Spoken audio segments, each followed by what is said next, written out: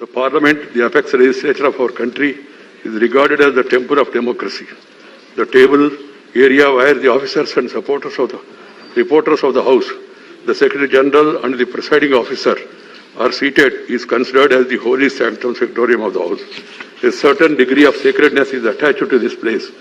In our temples, devotees are allowed only up to this sanctum sanctorium and not beyond. Entering this sanctum sanctorium of the House in itself is an act of sacrilege.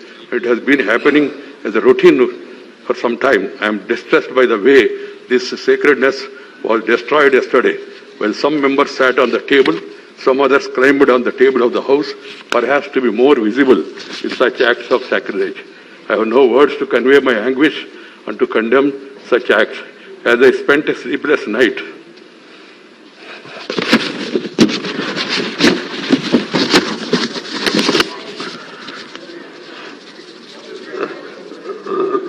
last night, I struggled to find out the provocation or reason for forcing this August House to hit such a low yesterday.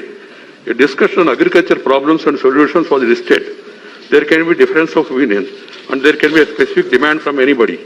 They could have discussed it in the House, protested and voted against this thing. And you have got every right, members have got every right to demand for it withdrawal also. But it is for the government to act. You can't force the government to do this or not to do this.